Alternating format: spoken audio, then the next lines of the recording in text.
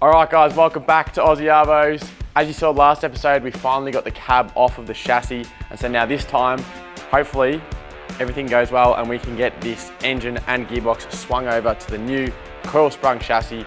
There's also some other things we got to do as well, which I'll run you through, but that'll be the main goal. Might even get a few other things transferred over, we'll see. But for now, we're gonna roll this out. We're gonna give this all a good clean over and then we can start attacking things. All right, so we've just rolled the chassis out. I'm going to give it a wash over. So I've just gone and taped up all the bits you don't want water in. So even though I'm not reusing these brake lines, I'd figure if someone wants them or they buy the chassis, it'd save them the hassle of having water in there. So taped up brake lines, obviously for me, fuel lines, crankcase breather, oil lines, whatever it may be, power steering, that sort of thing, aircon, all taped up. So yeah, so I should be able to just go gently over it. I'm not going to just blast the whole thing, obviously, because you don't want high pressure water going in near seals anyway, really. So I'm just going to attack the bits that actually need cleaning. So it's mainly around, particularly underneath where the oil fillers are, because of the design that the TD42 has. Every time you take the oil filter off, you end up spilling a bunch of oil all down the side of the block. So there's a lot of dirt build up in the oil around here. Injector pump's a little bit dirty, there's a tiny bit on the other side. And then the gearbox is mostly clean. It's just a little bit of grease type stuff where next to the uni joint where grease is flung off there and sprayed over the side of the gearbox. But we'll give it all a good clean, see if we can make this thing shiny again.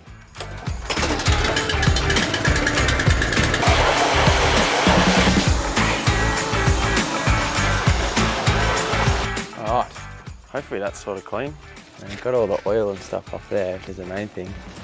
All right, so we've just rolled it back in the shed. Now I'm just going to start prepping it to lift the motor off. So drive shaft's got to come out, exhaust, engine mounts, and that's about it. But so yeah, we'll just start pulling everything apart. What's this here? A wasp has made a nest in my chassis. Oh, bolts are going to rust out. Doesn't have to come all the way out just to...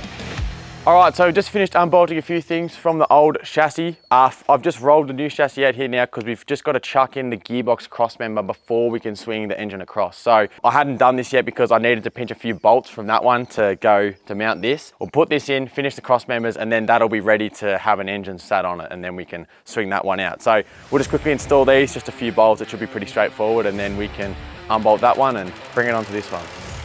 So I'm probably going to keep the same gearbox mounts because I think they look in all right condition. Worst case, if I did have to change them, gearbox mounts are actually pretty easy to change. But yeah, they do look all right for now, so we'll keep them. All right, so just undoing the engine mounts here. Now, obviously we'll be double checking the condition of them when I pull them out, but they all look pretty good. There's no cracks in any of the actual metal components themselves. The rubbers look pretty good. They don't look squashed, and not to mention, I've never had any issues, like when the car was still running, I'd never had any issues with the, vibrations or rattles or whatever. So they all seem in pretty good nick, so I'll hopefully reuse them. All right, so last of the engine bolts out. So this should be good to lift. Now, I'm just gonna clean these up on the wire wheel quickly so they're good to go. But yeah, I'll get some lifting chains out. TD42 has got 2 lifting points, one at the back and one at the front. So I'll get some chains, and I'll also run either a sling or a chain also around the gearbox just to sort of keep it level, because obviously even if you got this supported, there's a lot of weight with the transfer case and that, so I'll run a loop around there probably to keep it all good, and then we can crane it out and hopefully it'll all bolt into there smoothly. So let's see how we go. All right.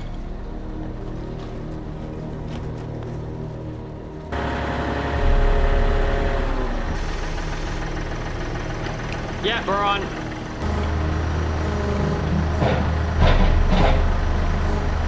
Is it pulled up at all? Yeah, she's tightened up.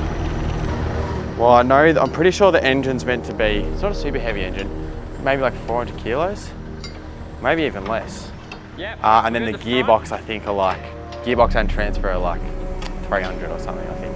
Yeah, it'd be a lot, or maybe, that might be an overestimate. Someone will be able to tell me in the comments. But. All right, we're out.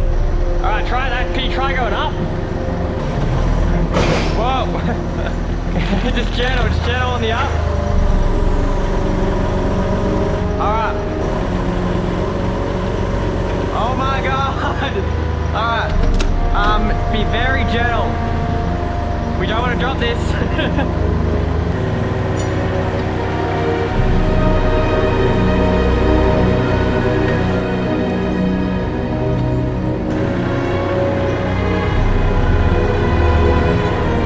Because you're going to just throw the noob, just drop them straight up. Just watch your radiator there. Bring her in. I'll guide you in. Yeah, just like that.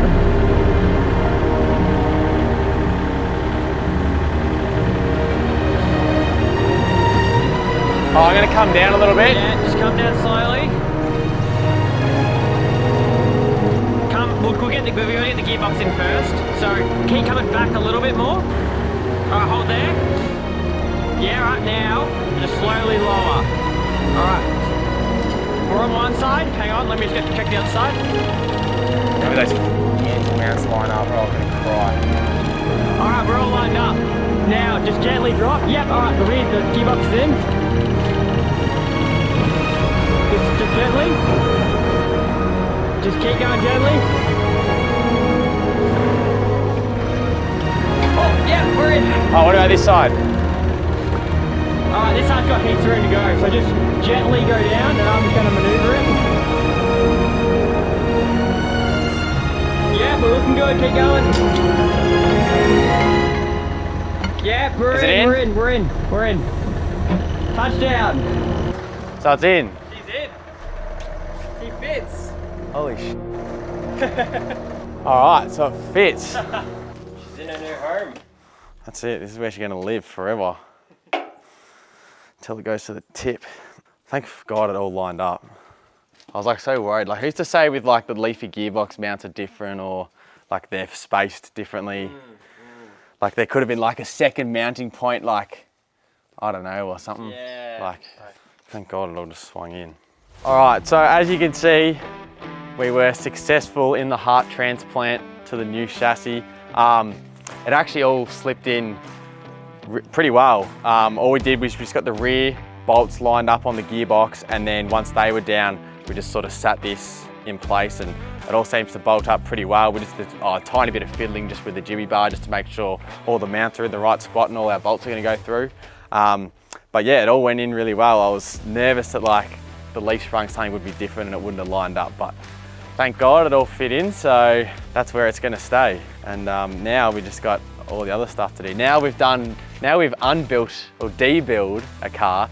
Now the rebuild begins. This is the first, well, sort of the first step of the rebuild, but so yeah, all in there now. All right, so just about to chuck the drive shafts into the new chassis. I'll just show you quickly. So here, this shorter drive shaft here, that's what came out of the Leafy. And as you can see, compared to the one that I got with the diffs, it's about 200 mil short. So if you do this conversion yourself, definitely you need new drive shafts because these ones aren't gonna cut it. But yeah, other than that, I think the front's gonna be slightly different as well, but we'll have a look at that when we get to it. But yeah, we'll start bolting these drive shafts in, and then once we've done that, we can start looking at tanks and things. Oh, and that's the other thing too, and that's flipped as well. So normally on a Patrol, that end is the top end. So you can imagine, so definitely glad I notched it. Because normally what people do, they don't. So if you flip that, is that meant That's flipped, yeah. So normally people don't notch this, they just flip this, so you have your thinner end up near the crossmember. So it makes me wonder how you'd even have it. Obviously once there's weight on the back, it obviously must squat a lot more. But if you had a big lift, you definitely have to flitch. I reckon anything over a 2-inch, you'd want to be flipping that crossmember. And then also we got the front here as well. So as you can see, in this case, the leaf sprung, the front drive shaft was longer. So I suppose based on that and the rear, you could almost argue that like everything, the drive shaft or like the drive line was like shifted back in the car. So yeah, interesting anyway. So we'll chuck the shorter one in because that'll fit up, and yeah, it should be all good. Now next it was time to remove the fuel tank from the old chassis. Now I am planning on reusing this main tank, so I got to get it out and get it all painted up. When pulling it out, there was a fair few rusted bolts, but we managed to get it out in the end. And funnily enough, when I pulled it out, it seemed a lot heavier than I thought. I did park it up with an empty tank, or well, I thought it was an empty tank, but there was actually still a lot of fuel in there. Yeah, 20 litres, I didn't know about. $40 worth of fuel right there. Yeah.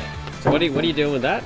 There's a dent in the bottom of the tank, so I'm gonna try to push it out and get it flat again. But there we go, it's sort of hard to do.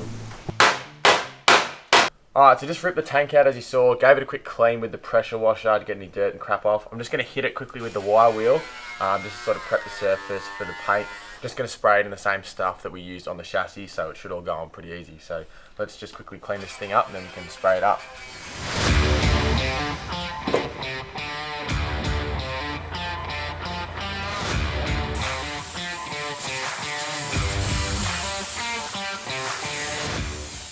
Alright, so while the paint is just drying on those tanks, we're still got to do another coat, but it's still wet for the minute.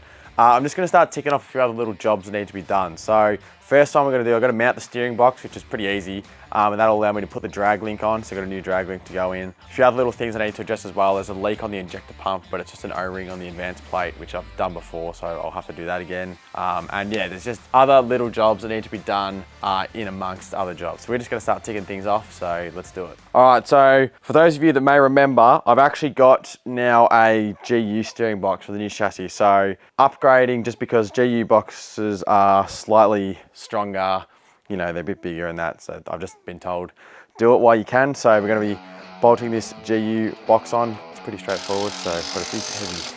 All right, so just got to set the drag link up to the right length to suit between the arm and the, you know, where the wheels are turning. So essentially I've just tried to center the wheel, like straighten the wheels the best I can. And then also I've counted the amount of turns between full lock on either side of the steering box and then just halfway and then turn to it. So hopefully that's centered and the wheel's centered, which means we should be pretty close. You might have to adjust some things later on, but should be in the ballpark, hopefully.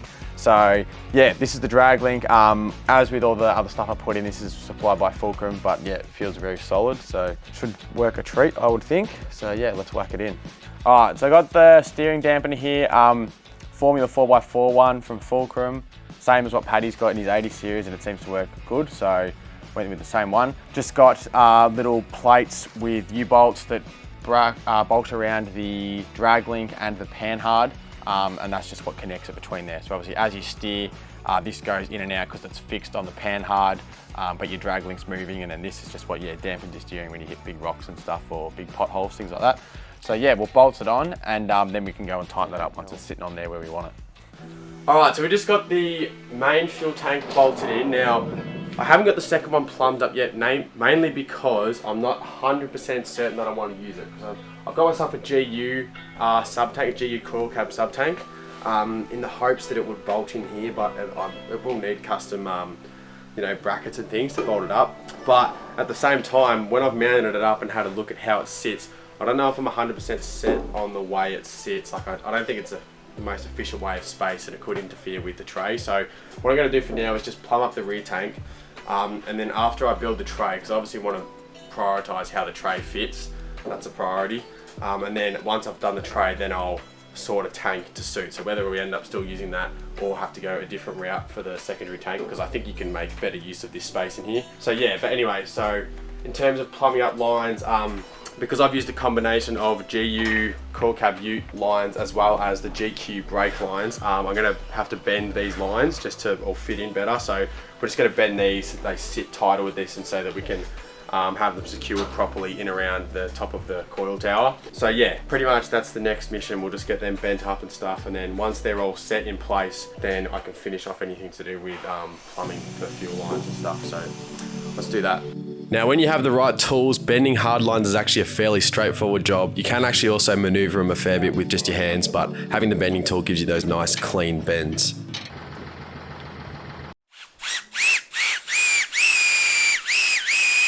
It's like a train.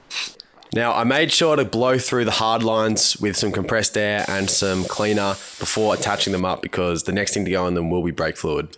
All right, so I've just finished mounting up the hard lines, so I was able to use some of the brackets off the coil chassis and a few other things and get them to all sit. Well, yeah, they don't look the most perfect bends. As you can tell, they don't really meet, but they are secured, they're sturdy, so they're not gonna, you know, rattle to death, and they're also clear from anything, so they're not gonna wear through, vibrate on parts. So that's the main thing, and they all go to the right spot, so that's all we're really after. So with those sitting there ready to go, I can finally put on the extended brake lines and sort of complete the system. So again, extended braided brake lines from Protex. I think they're like 4 to 6 inch extended. I just figured better more than less. Don't want to go stretching brake lines. So we'll replace the factory rubber ones from the diff to where the brake line mounts on the chassis end. And yeah, we'll chuck them in quickly and then we can move on to the next thing. So for comparison, that's how much we're gaining. So yeah. That's going to stop us from busting any brake lines. What's the benefit of braided brake lines over standard ones? Well, that's the other thing. Not only are braided brake lines obviously we've got extended brake lines, but the reason we've got braided instead of rubber is over time, and not even necessarily just over time, but rubber brake lines, when you apply your brakes, can actually like expand and stretch. Like generally, it's because they're old and worn out that'll happen, or old and sun damage, whatever. But braided brake lines pretty much eliminates that entirely. So there's no chance that you're going to have your brake lines expand and then you're going to lose brakes or braking pressure anyway. So yeah, braided brake lines definitely the way to go, especially on obviously the ends ones end to end are still rubber, but they're only short sections. But when you got something as long as this, which makes up a large part of the whole brake line. Yeah, good to have it braided, just so it's as solid as the other hard lines. Yeah, there's no way we're going to max them out. Not a chance. That's good, that's what we want. Alright, so while I'm here, I'm also going to chuck in the brake proportioning valve. Now, this gets overlooked a lot, but they're actually very important. So pretty much where your brake proportioning valve is, where all your brake lines meet at the back of the car, there's actually a little valve which can control how much fluid or how much brake pressure is sent to the rear calipers. And essentially the way it does that is there's a little arm on the proportioning valve, and that pretty much connects to your diff essentially through a bracket.